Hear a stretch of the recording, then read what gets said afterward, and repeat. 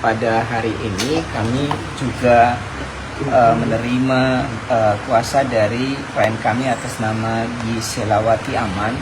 Sebenarnya terkait dengan hal ini, terkait dengan permasalahannya dengan suaminya atas nama Bribda Imam Fauji. Nah, kemarin kami melaporkan yang bersangkutan itu terkait dengan penganiayaan ya, sebagaimana dimaksud dalam pasal 351. Kemarin kapan? Beberapa minggu yang lalu ya, beberapa minggu lalu kita sudah melaporkan yang bersangkutan, baik itu dari sisi kode etiknya maupun dari sisi tindak pidananya terkait dengan penganiayaan. Sebenarnya ini bisa masuk dalam kekerasan dalam rumah tangga, namun terkait dengan pernikahan yang bersangkutan itu tidak terdaftar, walaupun sebenarnya dari awal itu yang bersangkutan dijanjikan oleh saudara Bribda Imam Fauji ini untuk kemudian dinikahkan secara resmi dan mendapati buku nikah. Namun janji-janji tersebut hanyalah isapan jempol belaka, sehingga sampai dengan detik ini tidak ada kepastian terkait dengan penetapan menyangkut dengan mendapatkan buku nikah atau nikah secara resmi tadi. Maka oleh sebab itu terkait dengan tindakan-tindakan yang dia lakukan, baik itu penganiayaan maupun kekerasan dalam rumah tangga, yang kemudian akhirnya kita juga sulit untuk kemudian melaporkan kepada yang bersangkutan.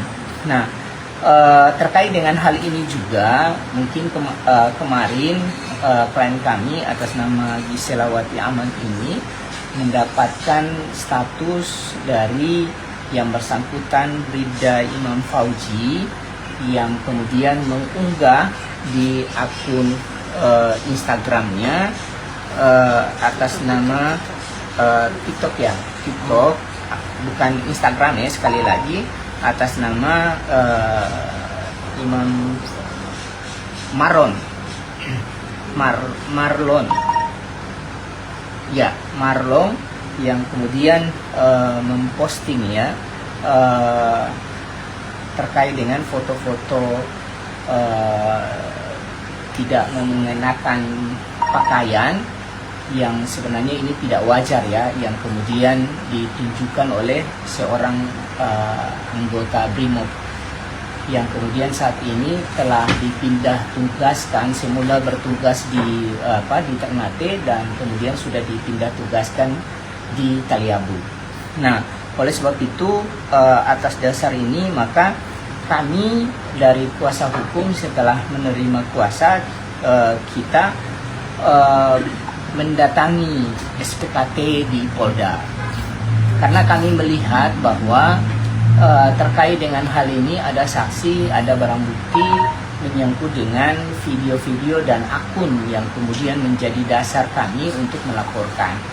Namun yang perlu kami sedikit memberikan masukan kepada pihak Kapolda Maluku Utara terkait dengan orang-orang yang ditempatkan di SPKT ini agar lebih profesional terkait dengan pelayanan, karena ini masyarakat yang datang untuk melaporkan terkait dengan tindakan oknum polisi yang kemudian membagikan atau mentransmisikan atau mengunggah video yang tidak wajar yang kemudian diduga dilakukan oleh yang bersangkutan.